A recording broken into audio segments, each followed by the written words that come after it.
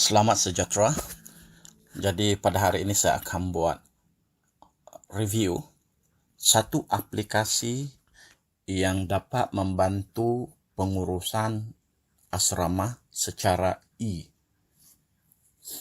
dan saya hasilkan aplikasi ini berdasarkan pengalaman saya sebagai penghuni asrama 40 tahun dahulu. Jadi pada hari ini saya tunjukkan satu contoh pengurusan kepada pentadbir asrama yang mana tentunya banyak masalah. Itu sudah pasti. Terutama di dalam kita buat kawalan pergerakan murid. Jadi sekarang kita lihat di dalam aplikasi ini ada dua, yaitu eAsMaster dan eAsChild. eAsMaster ialah perisian utama yang akan digunakan untuk mengawal secara keseluruhan perjalanan sistem. Ya, eMaster ini akan diinstal hanya di dalam telepon bimbit Android. Dan eAsChild adalah satu perisian yang menyokong, membantu pentadbiran untuk eAsMaster. eAsChild ini kita akan install di dalam telepon bimbit pengawas, ketua bilik, penulung ketua bilik, dan sebagainya. Jadi kita lihat apakah yang elok menggunakan aplikasi ini. Oke, apabila kita menggunakan aplikasi ini, paparan pertama yang akan muncul ialah seperti ini, yaitu pada tab laporan. Tab laporan ini adalah akan memaparkan laporan yang dibuat oleh ketua bilik, penulung ketua bilik, dan juga pengawas. Paparan warden, kita cuma ada butang delete, tidak ada butang edit.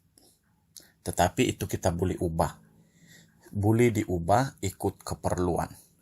Oke, di sini ini adalah contoh laporan tarik jam berapa dan masa, apa jenis laporannya, siapa yang laporkan, apa jawatannya, dia dilapor kepada siapa, dan apa catatannya. Itu adalah berkaitan dengan muka depan utama laporan, ya. Oke, yang kedua ialah paparan makluman. Paparan makluman ini adalah paparan untuk kita beri makluman tentang apa-apa event di dalam pentadbiran asrama.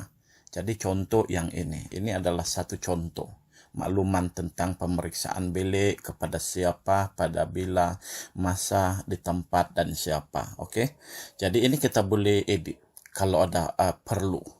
Jadi kita contoh kita nak tambah makluman ini.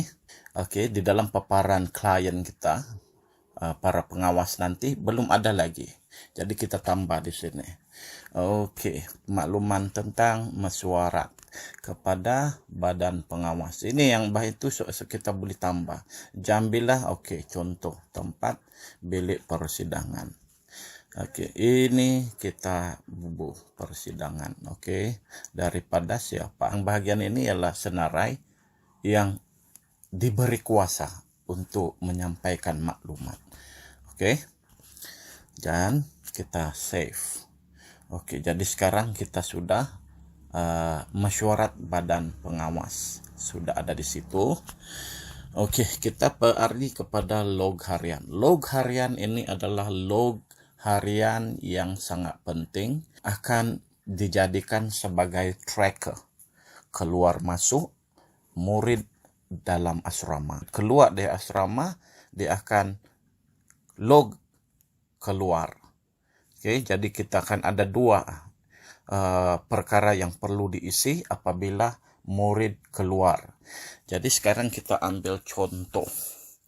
Contoh katalah ada seorang pelajar keluar. Jadi sebelum kita masukkan dalam log harian, atau log tracker, kita panggil sebagai tracker. Jadi kita kena ambil log keluar dahulu, kita tambah, oke, aktifkan, oke.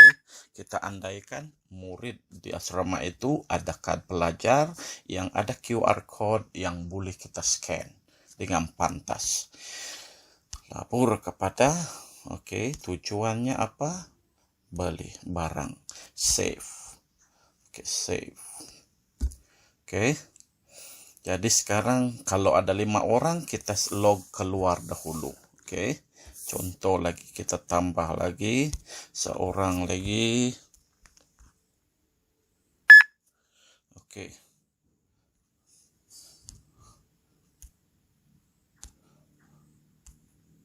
Save. 2 orang dah yang keluar. Oke, kita tambah lagi.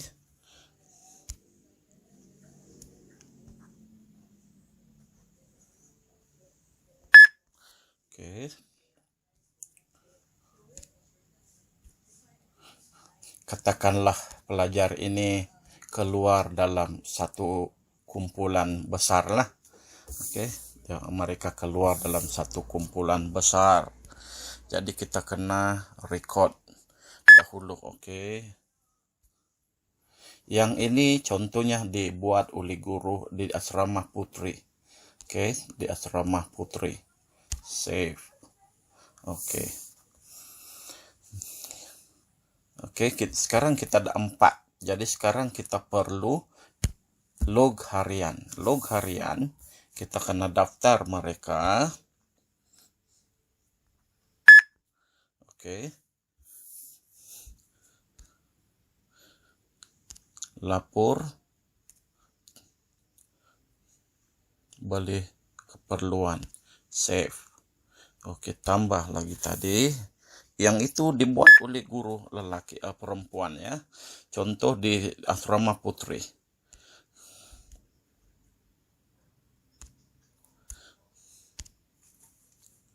Oke. Kita tambah lagi.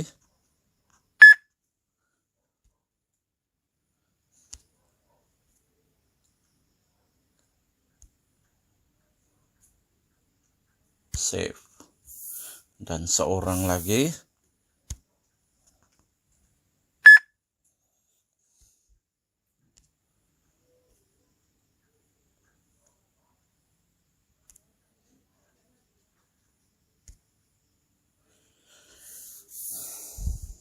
Oke. Jadi dalam log keluar kita ada 4 record. Log keluar ini adalah catatan yang akan disimpan di dalam database di Google Drive, yang mana kita boleh print bila perlu. Oke, log harian adalah tracker.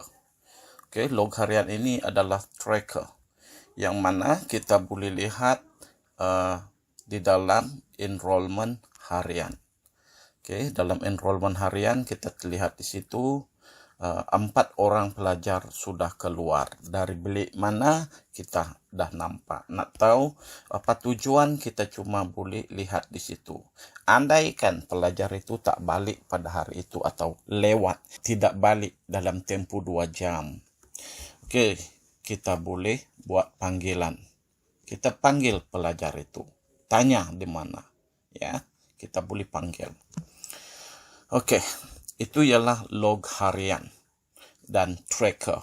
Sekarang andaikanlah seorang budak sudah balik. Oke, sudah balik.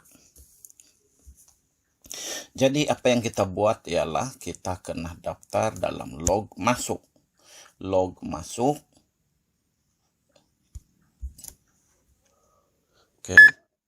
Oke, pelajar ini sudah balik. Lapor kepada. Oke. Dan tujuan tidak perlulah sebab dia dah balik ya. Oke, save. Oke, pelajar ini sudah balik. Jadi kita pergi balik ke log harian.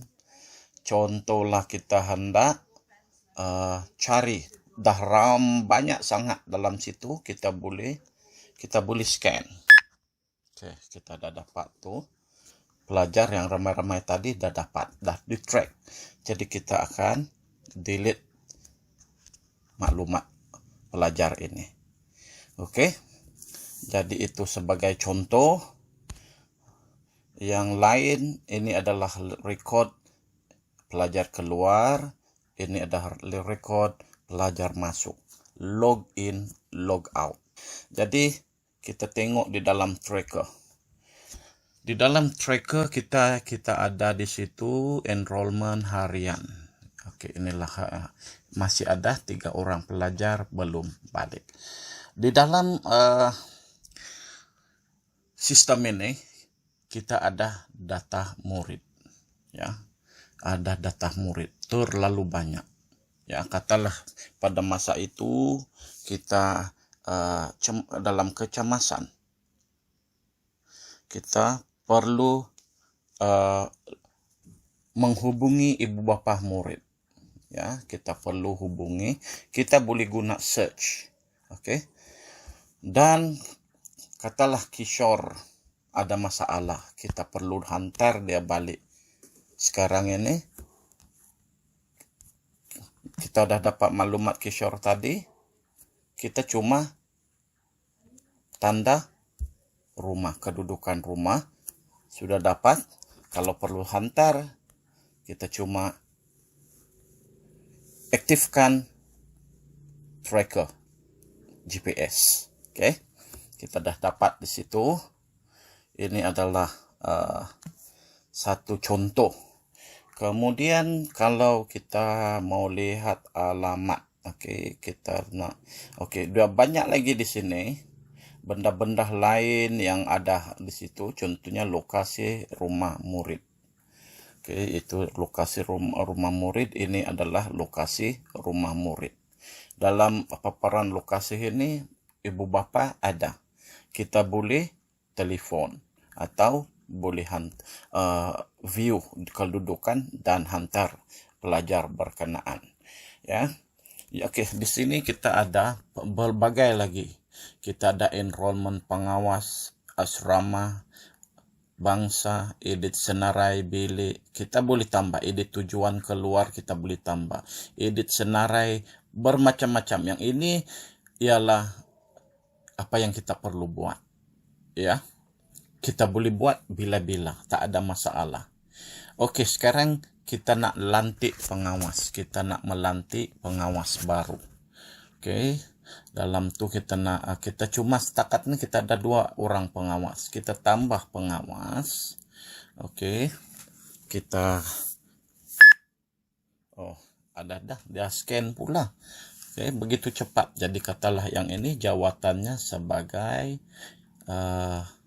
ketua bilik. Ya, ketua bilik sahaja. Oke, jadi save. Oke, kita tambah lagi seorang. Kita ambil yang ini.